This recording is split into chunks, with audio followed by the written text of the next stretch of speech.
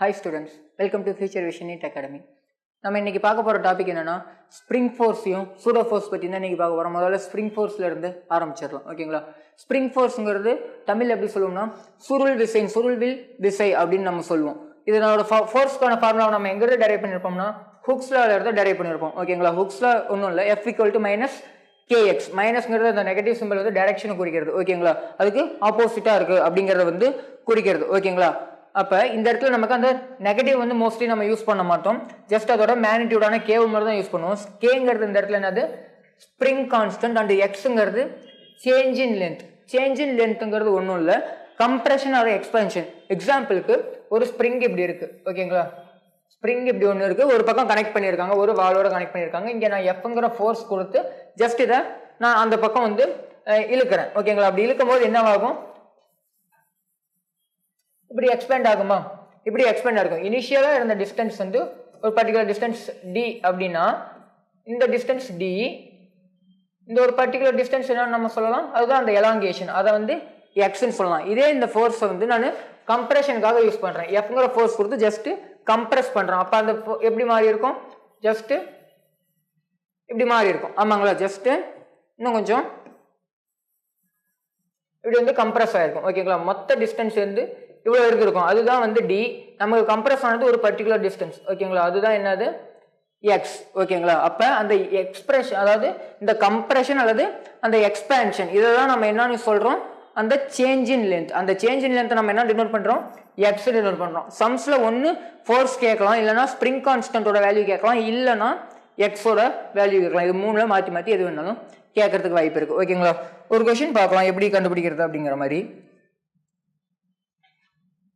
ஓகேங்களா? கொஸ்டின் என்ன கேட்கறாங்கன்னா ஆக்சலரேஷன் ஆஃப் மாஸ் 3 kg மாஸோட ஆக்சலரேஷன் கண்டுபிடிக்கிறாங்க. இதே மாதிரி சம் நம்ம வந்து ஃபர்ஸ்ட் ஜஸ்ட் ஸ்ப்ரிங் இல்லாம ஒரு கயிறை கனெக்ட் பண்ணா எப்படி இருக்கும்னு பார்த்துருப்போம். ஆமாவா? இங்க வந்து 2, இங்க 3 இருக்கு.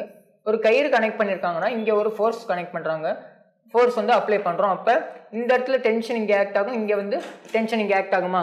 சேம் ப்ரொசீஜர் தான். இப்போ இங்க என்ன ஆக்ட் ஆக போகுதுன்னா டென்ஷன் மாதிரியே தான் ஆக்ட் ஆகும். என்னது? Spring force. இங்க எஃப்எஸும் இங்க எஃப்எஸும் ஆக்ட் ஆகும். ஓகேங்களா? இங்க டென்ஷன் ஆக்ட் ஆகிற மாதிரியே ஸ்ப்ரிங் ஃபோர்ஸ் இங்க ஆக்ட் ஆகும். நெக்ஸ்ட் இதை வந்து நம்ம ஆக்சலரேஷன் கேட்டாங்கன்னா இந்த ஒரு டோட்டல் சிஸ்டத்துக்கே தான் கண்டுபிடிச்சிருப்போம். ஏன்னா ரெண்டும் ஒட்டுக்காக தான் டிராவல் ஆகும், ஒரே ஸ்பீட்ல சேம் ஆக்சலரேஷன். இந்த பக்கம் ஃபோர்ஸ் கொடுக்குறோம்னா ஆக்சலரேஷன் இந்த டைரக்ஷன், அது சிஸ்டத்துக்கே சேமா இருக்கும். பட் ஸ்ப்ரிங்ல அப்படி இருக்கணுங்கிற அவசியம் இல்லை. ஏன்னா இந்த இடத்துல கம்ப்ரெஷன் அண்ட் எக்ஸ்பான்ஷன் நடக்கிறதுனால ஜஸ்ட் அது மாறுறதுக்கு வாய்ப்பு இருக்கு. சேமா வரும் சில இடத்துல, பட் எல்லா இடமும் சேமா இருக்கணும் அப்படிங்கிற ஒரு அவசியம் இல்லை. ஓகேங்களா? அப்ப here there is a no same acceleration. Here there is no same acceleration for both bodies. இருக்கணுங்கிற அந்த ஒரு அவசியம் இல்லை. நெக்ஸ்ட் இப்போ அவங்க என்ன கொடுத்துருக்காங்கன்னா 2 kg மாஸோட ஆக்சலரேஷன் கொடுத்துட்டாங்க. ஒரு 10 நியூட்டன்ங்கிற ஃபோர்ஸ் இந்த மாஸ் மேல அப்ளை பண்றாங்க. அப்ப 3 kg மாஸோட ஆக்சலரேஷன் இந்த டைரக்ஷன்ல தான் இருக்கும். பட் அது என்னவா இருக்கும் அப்படிங்கிறது தான் கொஸ்டின். ஓகேங்களா? நம்ம முதல்ல என்ன கொடுத்துருக்க டேட்டாஸ் வச்சு நமக்கு ஈக்குவேஷன் எப்பயும் போல எழுதி பழகிக்கலாம். ஓகேங்களா? அப்ப ஃபார் 2 kg மாஸ்க்கு நம்ம எழுதணும்னா ஃபோர்ஸ் ஈக்குவல் டு ma. ஆமா தானே? அப்ப நெட் ஃபோர்ஸ் இந்த இடத்துல என்ன இருக்கு? இந்த டைரக்ஷன்ல ஆக்சலரேஷன் இருக்கு. அப்ப பெரிய ஃபோர்ஸ் 10 மைனஸ் சின்ன ஃபோர்ஸ் என்னது? இந்த இடத்துல இருக்கிற அந்த spring force equal to ma. ஓகேங்களா? அப்ப 10 minus fs equal to mass வந்து 2, ஆக்சலரேஷன் 2, அப்ப 4னு கிடைக்கும். இப்ப ஜஸ்ட் இதை டெரைவ் பண்ணோம்னா fs minus fs equal to 4 minus 10, அப்ப மைனஸ் 6னு கிடைக்கும். மைனஸும் மைனஸையும் நம்ம கேன்சல் பண்ணிட்டோம்னா எஃப்எஸ் ஈக்குவல் டு 6 நியூட்டன். ஓகேங்களா? 6 நியூட்டன் அப்படிங்கிறது தான் நமக்கு ஸ்ப்ரிங் ஃபோர்ஸ். ஸ்ப்ரிங் ஃபோர்ஸ் நம்ம கண்டுபிடிச்சாச்சு. அதுக்கப்புறம் என்ன கேட்கறாங்க? இந்த இடத்துல வந்து இந்த 3 kg மாஸோட ஆக்சலரேஷன், இந்த இடத்துல ஆக்ட் ஆகிற ஒரே ஒரு மாஸ் என்னது? எஃப்எஸ். அப்ப ஈக்குவல் டு எம்ஏன்னு யூஸ் பண்ணுவோம். எஃப்எஸ் ஓட வேல்யூ நமக்கு தெரியும் 6 ஈக்குவல் டு மாஸ் வந்து 3, ஆக்சலரேஷன் தான் கேட்கறாங்க. அப்ப எப்படி எழுதலாம்? acceleration equal to 6/3, acceleration equal to 2 meter per second square. ஓகேங்களா? சேம் ஆன்சர் தான் இந்த கொஸ்டின்ல நமக்கு கிடைச்சிருக்கு. எல்லா கொஸ்டின்லயும் இந்த மாதிரி சேமா கிடைக்கணுங்கிற அவசியம் இல்லை. ஓகேங்களா? மோஸ்ட் ஆஃப் த கொஸ்டின்ல வந்து மாறி தான் வரும். ஓகேங்களா? நெக்ஸ்ட் கொஸ்டின் மூவ் ஆகலாம். எக்ஸாம்பிளுக்கு இன்னொன்று வந்து இப்போ சஸ்பெண்ட் பண்ணியிருக்காங்க. ஓகேங்களா? ஒரு ஸ்ப்ரிங்கோட ஒரு மாஸை வந்து சஸ்பெண்ட் பண்ணியிருக்காங்க. இது வந்து ஆக்சலரேட் ஆகுமான்னு கேட்டிங்கன்னா இல்லை. ஜஸ்ட் அது சஸ்பெண்ட் பண்ணோம்னா ஒரு பர்டிகுலர் எலாங்கேஷன் வந்து அப்படியே நின்றுடும். அதுக்கப்புறம் வந்து ஆக்சலரேட் ஆகுது. அந்த நின்ன இடத்த தான் நம்ம கன்சிடர் பண்ணிட்டு அதுக்கப்புறம் சம்ம சால்வ் பண்ணுவோம். அப்போ இது வந்து என்ன ஆகல? ஆக்சிலரேட் ஆகல அப்படிங்கறத வந்து நம்ம முதல்ல கன்சிடர் பண்ணணும். எப்பயும் போல நம்ம என்ன பண்ணுவோம், கீழே mg ஆக்ட் ஆகும், மேல என்ன இருக்கும், ஸ்ப்ரிங் ஃபோர்ஸ் இருக்கும். ஓகேங்களா, மேல ஸ்ப்ரிங் ஃபோர்ஸ் இருக்கும். ஆப்போசிட் ஃபோர்ஸ் நம்ம என்ன பண்ணுவோம், ஈக்குவேட் பண்ணுவோம். ஒன்னு ரெண்டு ஃபோர்ஸையும் எழுதி ஆப்போசிட்டா எழுதி, எக்ஸாம்பிளுக்கு mg minus fs equal to 0 நம்ம எழுதலாம். இல்லைன்னா ரெண்டு ஆப்போசிட் ஃபோர்ஸ் நம்ம என்ன பண்ணுவோம், ஈக்குவேட் பண்ணுவோம். mg equal to fs. அப்ப ரெண்டுத்தையும் நம்ம ஈக்குவேட் பண்ணோம்னா fs ஓட வேல்யூ நமக்கு தெரியும், kxங்கிற ஃபார்முலா. ஓகேங்க, f ஈக்குவல் டு kx, அதுதான் வந்து ஸ்ப்ரிங் ஃபோர்ஸ்க்கான ஃபார்முலா. அப்ப f equal to kx equal to mg. m ஓட வேல்யூ அவங்க கொடுக்கல. அப்ப ஜஸ்ட் ஃபார்முலாவை நம்ம எடுத்தோம்னா எலாங்கேஷனுக்கான ஃபார்முலா என்ன கிடைக்கும், x equal to mg by k. x equal to mg by k. இதே அவங்க வந்து மாஸ் கேட்டிருந்தாங்கன்னா எப்படி ஃபார்முலா மாத்தலாம், m equal to kx by g.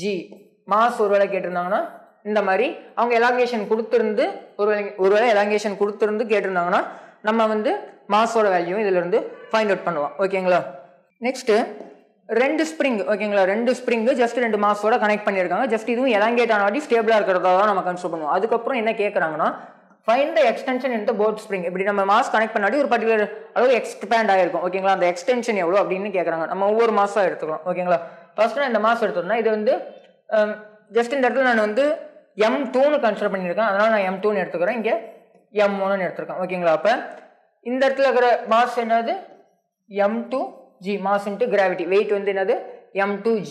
இங்க இருக்கிறது மேல வந்து fs1. இது வந்து ஃபர்ஸ்ட்ங்கிறதுனால fs1. இங்கே என்னதான் ஆக்ட் ஆகும், fs1.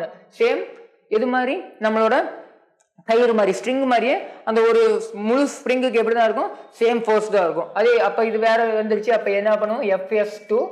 இங்க என்ன யூஸ் பண்ணுவோம், fs2. ஓகேங்களா, அப்ப ஜஸ்ட் நான் இந்த மாஸ்க்கு ஈக்குவேஷன் எழுதுறேன். அந்த 2 kg மாஸ்க்கு எழுதுறேன்னா fs1 இது வந்து ஒரு ஃபோர்ஸ் ஈக்குவல் டு இன்னொரு force, fs1 equal to m2g. ஓகேங்களா, fs1 ஈக்குவல் டு m2g. அப்ப fs1க்கு பதிலா என்னலாம், kx1 kx1 equal to m2g. நமக்கு x1 தான் தேவை, எலாங்கேஷன் தான் தேவை. அப்ப m2g divided by k. போன क्वेश्चनல எப்படி டெரைவ் பண்ணோமோ அதே மாதிரி டெரைவ் பண்ணிட்டேன்.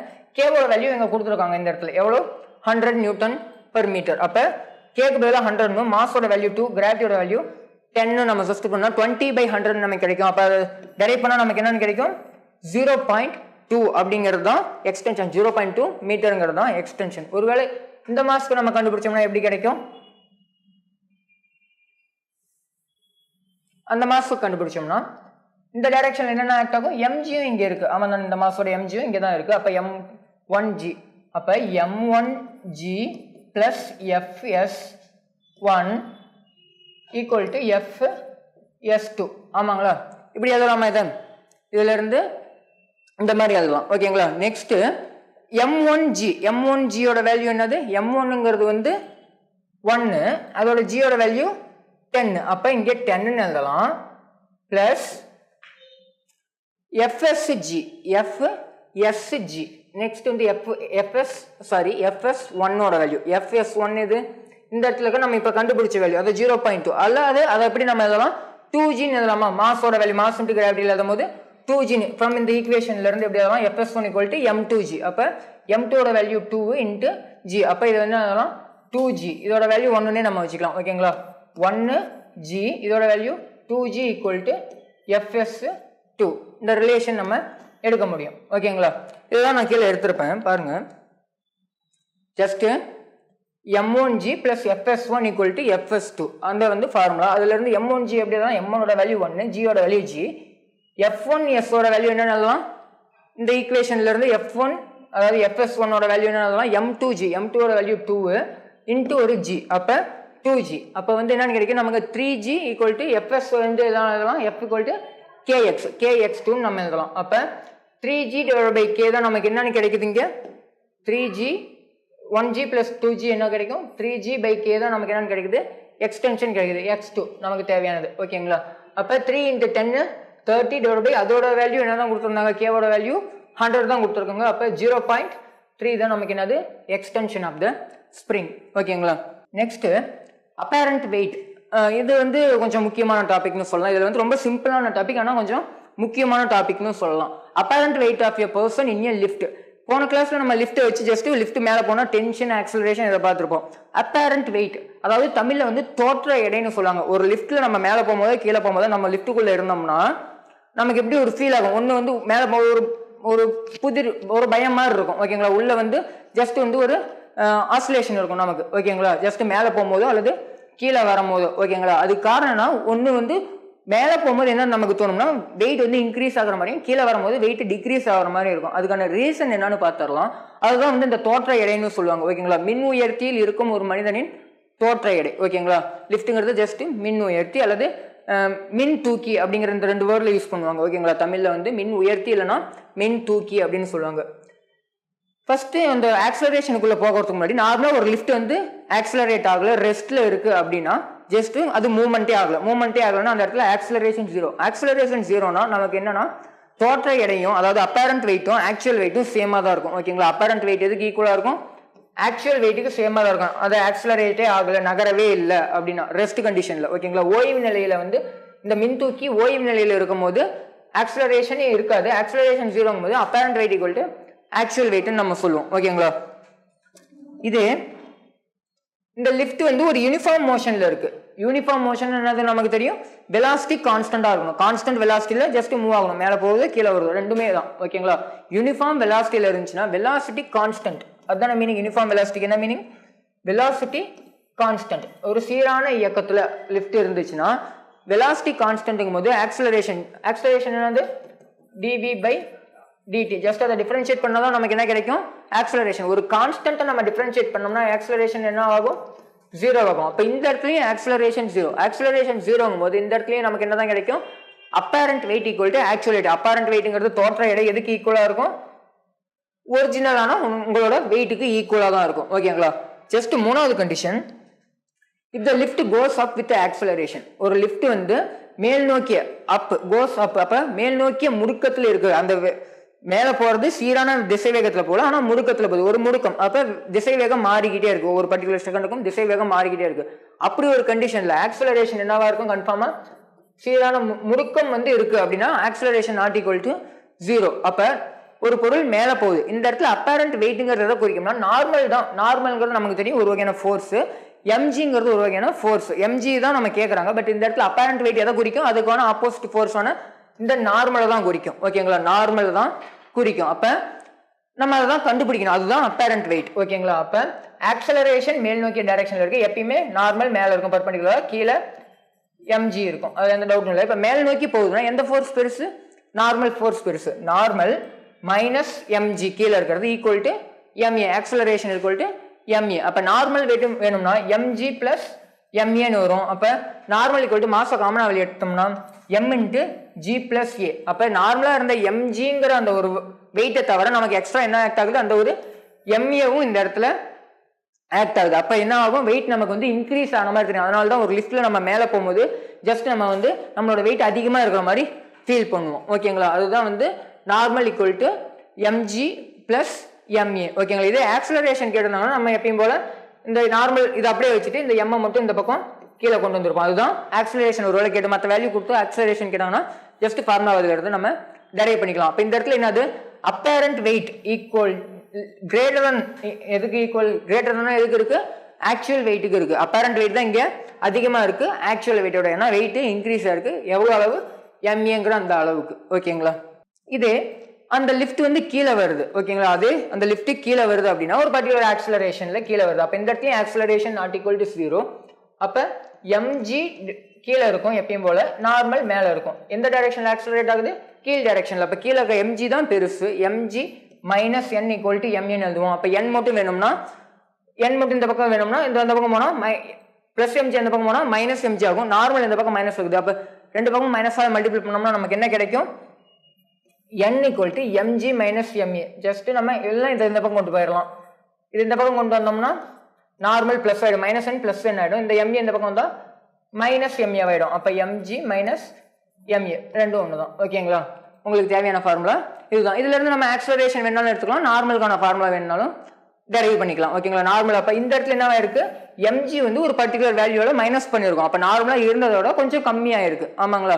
அப்ப இந்த இடத்துல வெயிட் கன்ஃபார்ம் என்னதான் ஆகும், டிக்ரீஸ் ஆகும். அப்ப ஆக்சுவல் வெயிட் இந்த இடத்துல நார்மலா அதிகமா இருந்திருக்கும், அந்த அப்பேரண்ட் வெயிட் எப்படி இருக்கும், தோற்ற எடை கம்மியா இருந்திருக்கும். Apparent wait less than actual wait ஓகேங்களா. நெக்ஸ்ட் கண்டிஷன் இதுலயே வெயிட்லெஸ்னஸ் அல்லது எடையின்மைன்னு சொல்லுவோம். ஓகேங்களா, எடையின்மை அல்லது வெயிட்லெஸ்னஸ். நமக்கு ஃப்ரீ ஃபால் கண்டிஷன் பற்றி தெரிஞ்சிருக்கும். கைனமேட்டிக்ஸ்ல நம்ம பார்த்துருப்போம். ஒரு பொருளை தானா கீழே விழும் போது எவ்வளோ ஸ்பீட்ல வரும், அதோட acceleration equal to 9.8 metre per second square. Weightlessness கண்டிஷன்ங்கிறது ஒன்றும் இல்லை, ஜஸ்ட் இதே ஆக்சலரேஷன்ல நார்மலாக ஆக்சலரேஷன் டியூ டு கிராவிட்டி ஸ்பீட்லேயே நம்ம வந்து கீழே ஆக்சலரேட் ஆகி வந்தோம்னா மேலே இருந்து கீழே வரும்போது நம்ம உடம்புல வெயிட்டே இல்லாத மாதிரி ஃபீல் பண்ணுவோம். ஓகேங்களா, வெயிட்டே இல்லாத மாதிரி ஃபீல் பண்ணுவோம். அந்த ஒரு கண்டிஷன் தான் என்னது, வெயிட்லெஸ்னஸ். சிம்பிளாக சொல்லணும்னா இந்த இடத்துல நம்ம என்ன யூஸ் பண்ணுவோம், ஃப்ரீ ஃபால் கண்டிஷனில் ஏ ஈக்குவல் டு ஜின்னு நம்ம கன்சிடர் பண்ணுவோமா. அப்போ அதே மாதிரி கன்சிடர் பண்ணிட்டு இது நம்ம போன இடத்துல பார்த்த ஃபார்முலா தான். கீழே வரும்போது கீழே ஆக்சலரேட் ஆகும்போது அந்த formula n equal to mg minus ma. இப்போ ஏக்கு பதிலாக நம்ம ஜின்னு சப்ஸ்டிட் பண்ணோம்னா ஏன்னா ஃப்ரீ ஃபால் கண்டிஷன், அப்போ g minus e same value cancel ஆகிடும். உங்களுக்கு என்ன கிடைக்கும், அந்த அப்பேரண்ட் வெயிட் 0 ஆகும். எந்த கண்டிஷனில், ஃப்ரீ ஃபால் கண்டிஷன் அல்லது வெயிட்லெஸ்னஸ் கண்டிஷன் இதை சொல்லலாம். ஒரு லிஃப்ட் கிராவிட்டியோட அந்த ஒரு ஆக்சலரேஷன்லேயே கீழே வந்துச்சுன்னா, கிராவிட்டியோட அந்த ஒரு ஆக்சலரேஷன்லேயே கீழே வந்துச்சுன்னா அந்த ஒரு கண்டிஷன் என்னன்னு சொல்லுவோம் நம்ம, வெயிட்லெஸ்னஸ் அல்லது எடையின்மை அப்படின்னு நம்ம வந்து சொல்லுவோம். ஓகேங்களா, ஒரு எக்ஸாம்பிள் பார்க்கலாம்.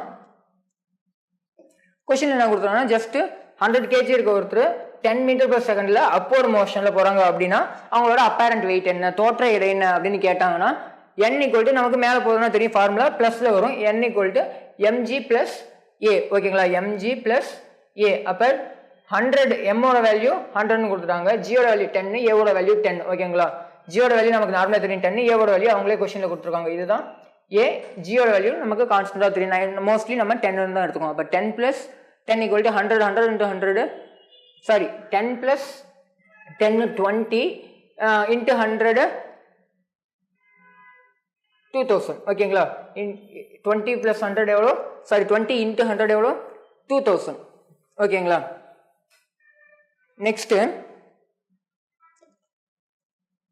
நம்ம ஃப்ரேம் ஆஃப் ரெஃபரன்ஸ் பற்றி இதுக்கு முன்னாடி நிறைய கிளாஸில் வந்து பேசுவோம், தெளிவாக எக்ஸ்பிளைன் பண்ணியிருக்க மாட்டேன். ஓகேங்களா, அது வந்து எதனாலனா இந்த பார்ட்டு அது அடுத்த பார்ட்டுக்கு போகிறதுக்கு முன்னாடி நமக்கு வந்து இது ரொம்ப அதிகமாக தேவை. ஓகேங்களா, ஃப்ரேம் ஆஃப் ரெஃபரன்ஸ்னா என்னென்னு தேவை இந்த இடத்துல எக்ஸ்பிளைன் பண்ணிடலாம் அப்படிங்கிறதுனால நான் அந்த அளவுக்கு அதிகமாக பேசியிருக்க மாட்டேன். ஓகேங்களா, ஃப்ரேம் ஆஃப் ரெஃபரன்ஸுங்கிறது ஒன்றும் இல்லை, நம்ம எந்த இடத்துல இருந்து ஒரு விஷயத்தை பார்க்குறோம் அப்படிங்கிறத தான் குறிக்கும். தமிழ் 2 வகையான ஃப்ரேம் ஆஃப் ரெஃபரன்ஸ் இருக்கு. ஒன்று இனர்ஷியல் ஃப்ரேம் ஆஃப் ரெஃபரன்ஸ், இன்னொன்று நான் இனர்ஷியல் ஃப்ரேம் ஆஃப் ரெஃபரன்ஸ். இனர்ஷியல்னா நமக்கு தெரியும் ஒரு நிலைமம், நிலையா இருக்கிறத பற்றி நம்ம பேசுறது. ஓகேங்களா, அப்போ இனர்ஷியல்ங்கிறது நிலைமை குறிப்பாயம். தமிழில் இங்கிலீஷில் வந்து இனர்ஷியல் ஃப்ரேம், தமிழில் நிலைமை குறிப்பாயம். நான் இனர்ஷியலுக்கு நிலையற்ற குறிப்பாயம்னு சொல்லுவோம். ஓகேங்களா, இந்த இனர்ஷியல் ஃப்ரேம் ஆஃப் ரெஃபரன்ஸுங்கிறது ஜஸ்ட் ஒரு பொருள் ஆக்சலரேட் ஆகுது அப்படிங்கிறத நம்ம வந்து நின்று பார்க்கும்போது நம்ம ஆக்சலரேட் ஆகாத மாதிரி கன்சிடர் பண்ணிட்டு பார்ப்போம். ஓகேங்களா, நம்ம ஆக்சலரேட் ஆகாத மாதிரி நம்ம வந்து ஸ்டேபிளா இருக்கிற மாதிரி. ஓகேங்களா, எக்ஸாம்பிளுக்கு ஒரு ரங்கராட்னம் சுத்துது. ஓகேங்களா, ரங்கராட்னம் சுத்துறத நான் கீழே நின்று வேடிக்கை பார்க்குறேன் அப்படின்னா அது இனர்ஷியல் ஃப்ரேம். அது எப்படி சுத்துது, எவ்வளோ வேகத்தில் சுத்துது அப்படிங்கிறத பற்றி பார்த்தோன்னா அது இனர்ஷியல் ஃப்ரேம். அதுக்கு உள்ளேயே உட்காந்துட்டு நான் அதை ஒரு இதாக பார்த்தோன்னா அதுக்கு பேர் என்னது, நான் இனர்ஷியல் ஃப்ரேம். ஏன்னா அது ஆக்சலரேட் ஆகிட்டு இருக்கு, அதுக்கு உள்ளேயே நம்ம இருக்கோம்.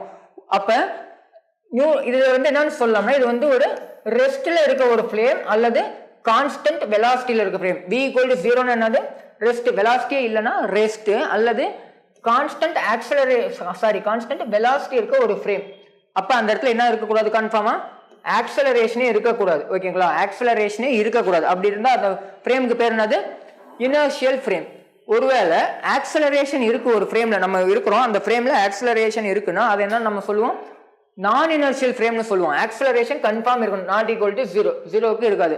அப்ப அந்த ஃப்ரேம் என்னன்னு சொல்லுவோம், நம்ம ஆக்சலரேட்டட் ஃப்ரேம்னு நம்ம யூஸ் பண்ணுவோம். ஓகேங்களா, இப்ப இந்த இனர்ஷியல் ஃப்ரேம் நான் இனர்ஷியல் ஃப்ரேம்ல என்ன டிஃபரன்ஸ்னா, இனர்ஷியல் ஃப்ரேம்ல வந்து நம்ம நியூட்டன் லாவை அப்ளிகபிள் பண்ணலாம். ஓகேங்களா, அதுல எந்த பிரச்சனை இல்லை. நம்ம எவ்வளவு நாளா நம்ம பார்த்துருந்த எல்லா சம்ஸ் எல்லா வகையான மாடலும் என்னது இனர்ஷியல் ஃப்ரேம் பேஸ் பண்ணி தான் உங்களுக்கு நான் சொல்லி தந்திருப்பேன். அப்ப அந்த இனர்ஷியல் ஃப்ரேம்ல வந்து நம்ம நியூட்டன்ஸ் லாவை வந்து அப்ளிகபிள் பண்ணலாம்.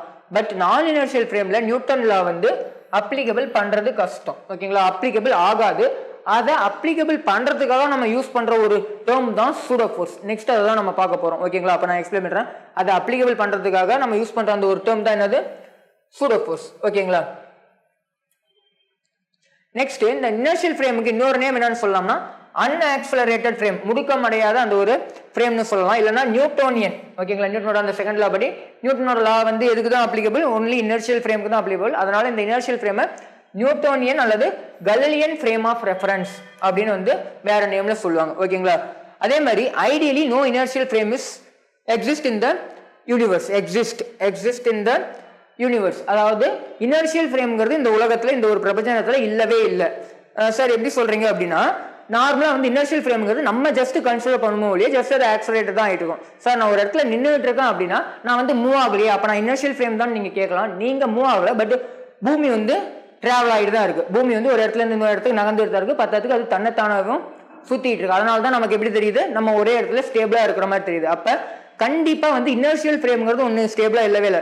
சார் அப்ப சூரியன் வந்து ஸ்டேபிளா தானே இருக்கு, சூரியனை வச்சு தானே நம்ம வந்து பூமி சுத்திட்டு இருக்கு. அப்ப சூரியன் வந்து ஸ்டேபிளா தானே இருக்கு, அதுக்கு இருந்து பார்க்கும்போது நம்ம இனர்ஷியல் ஃப்ரேமா தானே தெரியும், அதுக்கு வந்து நம்ம இனர்ஷியலா தானே இருப்போம் அப்படிங்கறத கேட்டீங்கன்னா அதுவும் கிடையாது. சூரியன் வந்து ஜஸ்ட் நம்மளோட அண்டர்ஸ்டாண்டிங்காக அது இனர்ஷியல் ஃப்ரேமா நம்ம கன்சிடர் பண்ணிருப்போம். சூரியனும் ஒரு பர்டிகுலர் டைரக்ஷன்ல வந்து டிராவல் ஆகிட்டு தான் இருக்குது, அது கூட சேர்ந்து நம்மளும் டிராவல் ஆகிட்டு தான் இருக்கும். ஓகேங்களா? அப்ப எதுவுமே ஸ்டேபிளா இல்லை. ஓகேங்களா? அப்ப ஆக்சலரேட் ஆகாத எந்த ஒரு சிஸ்டமுமே இல்லை. ஓகேங்களா? அப்ப இந்த இடத்துல யூனிவர்ஸ்ல இனர்ஷியல் ஃப்ரேம்ங்கிறது ஒன்று இல்லவே இல்லை. பட் அண்டர்ஸ்டாண்டிங்காக நம்ம என்னதை யூஸ் பண்ணுவோம், இனர்ஷியல் ஃப்ரேமை வந்து நம்ம யூஸ் பண்ணுவோம். ஓகேங்களா?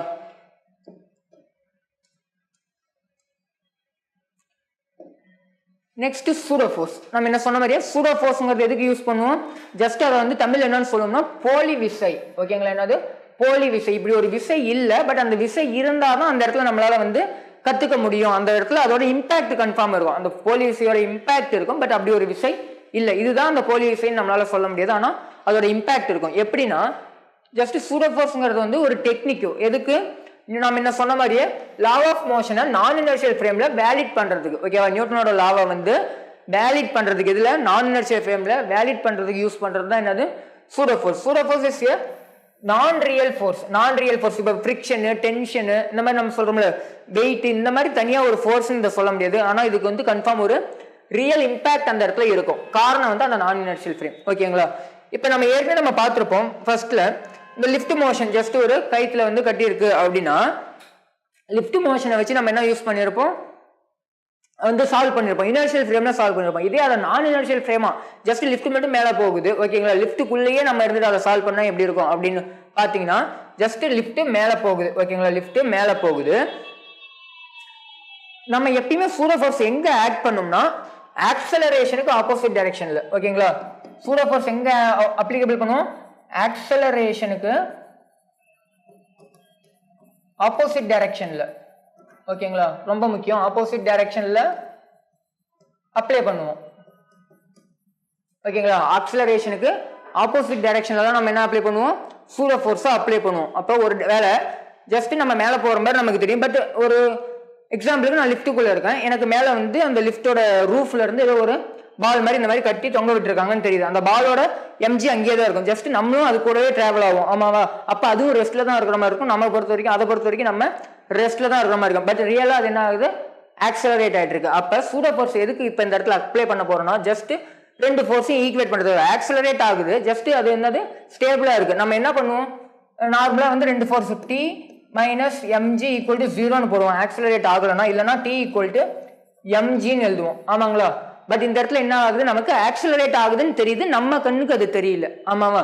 அப்ப அந்த இடத்துல என்ன பண்ணுவோம், ஆக்சலரேஷனுக்கு ஆப்போசிட் டைரக்ஷன்ல நான் என்ன பண்ணுவேன், சூடோஃபோர்ஸ் ஆக்ட் பண்ணுவேன். ஓகேங்களா? ஆக்சலரேஷனுக்கு ஆப்போசிட், ஆக்சலரேஷன் இந்த டைரக்ஷனா நான் ஆப்போசிட்டா சூடோஃபோர்ஸ் ஆக்ட் பண்ணுவேன். அப்ப டென்ஷன் மேல இருக்கிற ஃபோர்ஸ் ஈக்குவல் டு கீழே இருக்கிற ஃபோர்ஸ் சொல்லலாமா, ரெண்டு ஆப்போசிட் ஃபோர்ஸ் நம்ம ஈக்குவேட் பண்ணலாம். அப்ப டென்ஷன் மேல இருக்கிற force equal to MG plus MA அப்படின்னு சொல்லலாமா. ஏன்னா இந்த பக்கம் ரெண்டு ஃபோர்ஸுக்கு ஒரு சூடோஃபோர்ஸ் பிளஸ் ஒரு எம்ஜி. இது நம்ம முன்ன எப்படி பண்ணிருப்போம், ஜஸ்ட் ஆக்சலரேட் ஆகுது, நம்ம வெளியிருந்து பார்த்தோம், அது ஆக்சலரேட் ஆகுறது நமக்கு தெரியுது. அப்ப டென்ஷன் மேல இருக்கு, எம்ஜி கீழே இருக்கு. அப்ப tension minus MG equal to எம்ஏன்னு நம்ம யூஸ் பண்ணிருப்போமா. அப்ப இதுல இருந்து டென்ஷன் மட்டும் வேணும்னா நம்ம என்ன யூஸ் பண்ணிருப்போம், MA plus MG. Same equation நமக்கு கிடைச்சிருக்கும், ஜஸ்ட் நம்ம எழுதுற விதம் தான் மாறுமோ இல்லையா, சேம் தான் நமக்கு கிடைக்கும். அப்ப ஆக்சலரேட்டட் ஃப்ரேமுக்கு நம்ம வந்து அதை வேலிட் பண்றதுக்காக இந்த சூடோஃபோர்ஸ் அப்ளை பண்ணுவோம். இதே வந்து டவுன்வர்ட் டைரக்ஷன் நம்ம அப்ளை பண்ணோம்னா, இந்த டைரக்ஷன்ல ஆக்சலரேஷன் இருக்கு, அப்ப நம்ம சூடோஃபோர்ஸ் எந்த டைரக்ஷன்ல போடுவோம், அதுக்கு ஆப்போசிட் டைரக்ஷன்ல சூடோஃபோர்ஸ் போடுவோம், எம் இன்டு ஏ. ஓகேங்களா? அப்ப டென்ஷன் பிளஸ் எம்ஏன்னு வரும். ஆமாங்களா? ரெண்டும் ஒரே டைரக்ஷன்ல ஈக்குவல் டு எம்ஜி அப்படின்னு கிடைக்கும். ஓகேங்களா? சேம் வேல்யூ தான் கிடைக்கும் கடைசியா, ஆனா வந்து எழுதுற விதம் தான் வேற. ஓகேங்களா? ஆக்சலரேட்டட் ஃப்ரேம்னா ஜஸ்ட் அந்த இடத்துல நம்ம சூடோ ஃபோர்ஸ் ஆட் பண்ணாதான் நமக்கு வந்து அந்த சேம் ஈக்குவேஷன் வர மாதிரி இருக்கும். ஓகேங்களா? அந்த ஒரு ரீசனுக்காக நம்ம வந்து என்ன ஆட் பண்ணுவோம், சூடோ ஃபோர்ஸை ஆட் பண்ணுவோம். ஓகேங்களா? நெக்ஸ்ட், ஒரு கார் வந்து ஆக்சலரேட் ஆகிட்டு போகுது. ஒரு காருக்குள்ள தான் நம்மளும் இருக்கும். ஓகேங்களா? கார் வந்து ஆக்சலரேட் ஆகிட்டு போகுது. ஆக்சலரேட்னா கார் வந்து முடுக்கம் அடையுது. ஓகேங்களா? அப்படி போகும்போது அந்த காரோட ஒரு பர்டிகுலர் ரூஃப்ல இருந்து ஜஸ்ட் ஏதோ ஒரு பார்ட்டிகல் ஜஸ்ட் பால் மாதிரி நம்ம தொங்க விட்டுறத கன்சிடர் பண்ணோம்னா, அது வந்து கார் வந்து மூவ் ஆகும்போது ஒரு பர்டிகுலர் வெலாசிட்டியில் இப்படி போகும்போது அதுக்கு ஆப்போசிட் டைரக்ஷன்ல அந்த பால் வந்து இப்படி வரும். ஓகேங்களா?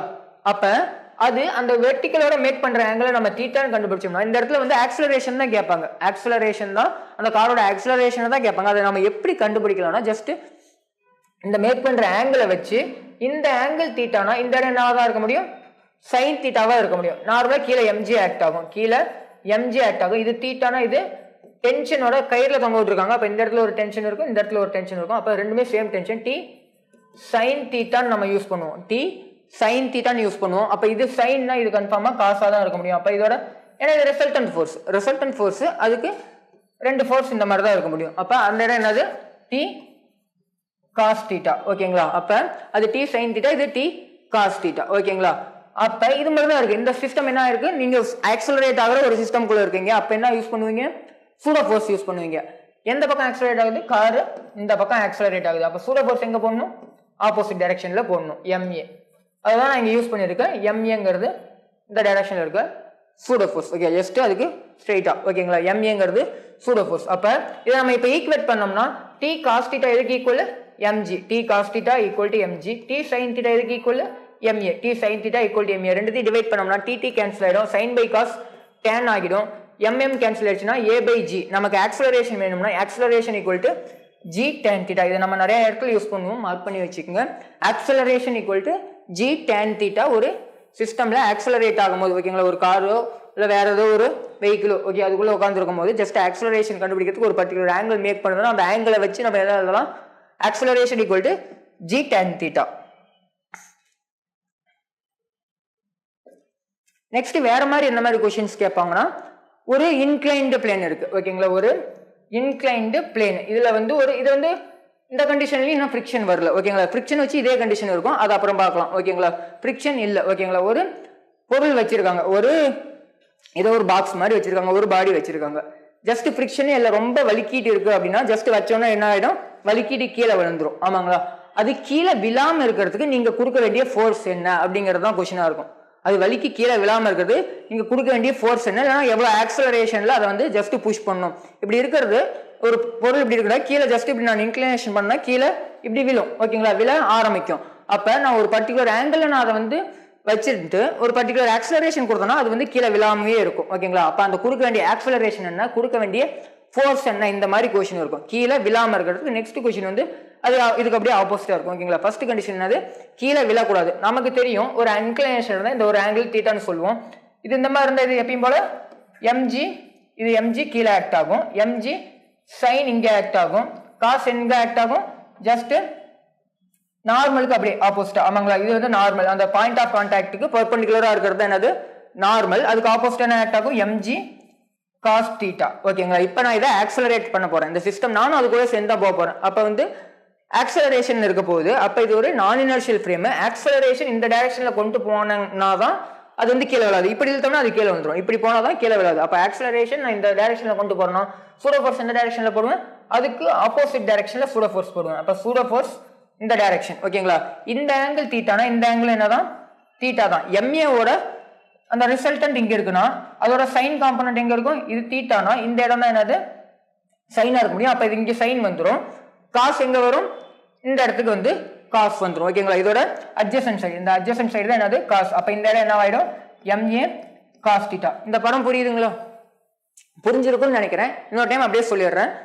தீட்டா ஆங்கிள் மேக் பண்ணா இந்த இடம் வந்து எம்ஜி நார்மலா கீழே ஆக்ட் ஆகும், இந்த காம்பனன்ட் சைனும் இந்த காம்பனன்ட் காஸ்னு எழுதுவோம், இது நார்மல் எழுதும். இது வந்து ஏற்கனவே நம்ம பார்த்தது தான். அதுக்கப்புறம் இந்த இடத்துல என்ன பண்ண போறேன், இது ஆக்சலரேட் ஆகுறதுனால ஆக்சலரேஷனுக்கு ஆப்போசிட் டைரக்ஷன்ல சூடோ ஃபோர்ஸ் போட்டேன். இப்போ சூடோ ஃபோர்ஸோட ரெண்டு காம்பனன்ட் பெரியும், ஒன்னு இங்க பெரிய, இன்னொன்னு இங்க பெரிய. ஏன்னா இதான் ரிசல்டன்ட். அப்ப ரிசல்டன்ட்டுக்கு ரெண்டு பக்கமும் ரெண்டு காம்பனன்ட் பெரியும். அப்ப இதுல வந்து ஆங்கிள் மேக் பண்றது வந்து cos theta, மீதி இருக்கிறது sin theta. அப்ப ஆங்கிள் மேக் பண்றது வந்து MA cos theta, கீழே இருக்கிறது sin theta. ஓகேங்களா? MA sin theta, MA cos theta. இப்போ நம்ம ஈக்குவேட் பண்ணோம்னா எது ரெண்டுத்தையும் ஈக்குவேட் பண்றோம்னா இது ரெண்டுத்தையும் ஈக்குவேட் பண்ணாலே நமக்கு என்ன கிடைச்சிரும்?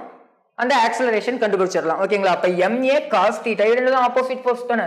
அப்ப MA cos theta = mg sin theta. ஓகேங்களா? mg sin theta. நமக்கு a மட்டும் வேணுங்கும் போது mm கேன்சல் ஆயிடுச்சுன்னா sin by cos tan theta வரும். அப்ப g tan theta. ஆக்சலரேஷனுக்கான ஃபார்முலா என்னது? g tan theta. Same formula தான் லாஸ்ட் கண்டிஷன்லயும் பார்த்தோம். ஓகேங்களா? அப்ப ஆக்சலரேஷன் = g tan theta. இது எனக்கு ஃபோர்ஸ் வேணும் அப்படின்னா இந்த இடத்துல மாஸ் இன்டு ஆக்சலரேஷன் அதான் ஃபோர்ஸ். F = ma. நம்ம எப்பயும் யூஸ் பண்றது தான். F = ma. இந்த இடத்துல mங்கிறது இந்த ஒரு மாஸ் இருக்கு, அது இல்லாம இந்த இன்க்ளைன்டு பிளேனும் ஆக்சலரேட் ஆகுது. ஆமாங்களா? அப்ப அதோட மாஸ் வந்து நம்ம கேபிட்டல் M னு கன்சிடர் பண்ணோம்னா இது ஸ்மால் m னு கன்சிடர் பண்ணா ரெண்டு மாஸும் சேர்ந்தது தான் டோட்டல் மாஸ் இந்த இடத்துல. அப்ப m + m × g tan theta இதுதான் ஆக்சலரேஷன் நமக்கு. ஓகேங்களா? இதுதான் ஆக்சலரேஷன். அப்ப m + m g tan theta அதுதான் இந்த இடத்துல ஃபோர்ஸ். ஓகேங்களா? நெக்ஸ்ட் கண்டிஷன், இப்ப அது கீழே விழணும். ஓகேங்களா? என்ன ஆகணும்? இப்ப அது கீழே விழணும். if an object has free fall on an inclined plane. இப்படி இருக்க வச்சிருக்க பொருள்ல இருந்து ஜஸ்ட் நான் இதை அப்படியே எடுத்துட்டேன்னா அந்த பொருள் என்ன ஆகும்? ஜஸ்ட் ஃப்ரீ ஃபால் கண்டிஷன்ல கீழே விழும். ஆமாங்களா? அப்ப அப்படி கீழே விழணும்னா அதுக்கான ஃபார்முலா, அதுக்கான ஆக்சலரேஷன் எவ்வளவு வேகத்துல எடுத்தோ அது ஃப்ரீ ஃபால் கண்டிஷன்ல விழும். ஓகே, அப்ப அது விழுற ஆக்சலரேஷன் என்ன? ஓகேங்களா? ஃபோர்ஸ் எவ்வளவு கொடுக்கணும் அப்படிங்கறது தான் நெக்ஸ்ட் கண்டிஷன். ஓகேங்களா? ஜஸ்ட் சேம் தான். இப்போ என்ன பண்ண போறேன்? Same theta, mg sin theta, mg cos theta, mg கீழே தான் இருக்கும். இப்ப ஆக்சலரேஷன் இது இந்த பக்கம் இழுக்க போறேன். இந்த பக்கம் இழுத்தாதான் அந்த பொருள் அப்படியே கீழே விழும். அப்ப ஆக்சலரேஷன் இந்த பக்கம்னா சூடோ ஃபோர்ஸ் இந்த பக்கம் இருக்குமா? அப்ப ஜஸ்ட் ஸ்ட்ரைட்டா வந்து சூடோ ஃபோர்ஸ் ஆக்ட் பண்ணிடுறேன். அப்ப சூடோ ஃபோர்ஸோட ஒரு காம்பனன்ட் இங்க இருக்கும், இன்னொரு காம்பனன்ட் இங்க இருக்கும். இங்க ஏற்கனவே நார்மல் இருக்கு. Normal plus MA. இது தீட்டானா இந்த ஆங்கிள் தீட்டானா இந்த ஆங்கிள் தீட்டா. ஓகேங்களா? அப்ப இது தீட்டானா இது என்னதான் இருக்க முடியும்? இது காஸ் ஆயிடும். MA cos theta, இங்க MA sin theta நமக்கு கிடைக்கும். அப்ப ஜஸ்ட் நம்ம இது ரெண்டுத்தையும் ஈக்குவேட் பண்ணோம்னா நமக்கு என்ன கிடைக்கும்? இந்த இடத்துல நமக்கு தேவை ஏதோ ரெண்டு, இந்த இடத்துல நமக்கு ஆப்போசிட் ஃபோர்ஸ் இல்ல, அதனால நம்ம ஈக்குவேட் பண்ணல. இப்போ இங்க மட்டும் தான் இருக்கு, அதனால நம்ம இது ரெண்டுத்தையும் ஈக்குவேட் பண்ணோம்னா normal plus MA sin theta அது ரெண்டும் ஒரே பக்கத்துல இருக்கு = mg cos theta அப்படின்னு நம்ம யூஸ் பண்ணலாம். இப்ப இது ஃப்ரீ ஃபால் கண்டிஷன் சொல்லிட்டேன். இப்பதான் கொஞ்ச நேரத்துக்கு முன்னாடி பார்த்தோம். ஃப்ரீ ஃபால் கண்டிஷன்ல நார்மலோட வேல்யூ என்னது? ஜஸ்ட் டிராப் தான் ஆகுது. அந்த இடத்துல பாயிண்ட் ஆஃப் கான்டாக்ட் இருக்க போறது இல்ல. அப்ப நார்மல் 0 அப்படியும் கன்சிடர் பண்ணிக்கலாம். இல்ல நம்ம அந்த லிஃப்ட் மோஷன்ல பார்த்தோம்ல, அப்ப n = m a = g நம்ம கன்சிடர் பண்ண என்ன கிடைச்சது? நார்மல் = 0 ன்னு கிடைச்சது. ஜஸ்ட் அதையும் கூட நீங்க ஞாபகம் வச்சுக்கலாம். ஃப்ரீ ஃபால் கண்டிஷன்ல நார்மலோட வேல்யூ 0. அப்ப நார்மலோட வேல்யூ 0 அப்படின்னா a = என்னன்னு கிடைக்கும்? mm கேன்சல் ஆயிடும். a = cos by sin. cos by sin என்னன்னு கிடைக்கும் நமக்கு? cot theta. இதே ஒரு பொருள் வந்து கீழே விழக்கூடாதுன்னா a = g tan theta. அது கீழே விழணும்னா a = g cot theta. Next அதுக்கான force just force = mass into acceleration. இப்போ நம்ம கையில இருக்கிறது ஒரே ஒரு மாஸ் இது, அந்த பொருள் கீழே விழுந்துருச்சு. அப்ப இந்த பெரிய அந்த இன்க்ளைன்டு பிளேன் மட்டும் தான் நம்ம கையில இருக்கு. அப்ப அதோட மாஸ் மட்டும் தான் இருக்கும். அந்த சின்ன மாஸ் நம்ம கன்சிடர் பண்ண மாட்டோம் ஃபோர்ஸுக்கு. Force = capital M. ஓகேங்களா? நல்லா ஞாபகம் வச்சுங்க. கேபிட்டல் M இன்டு ஆக்சலரேஷன் வந்து g cot theta. ஓகேங்களா? புரிஞ்சிருக்கும்னு நினைக்கிறேன்.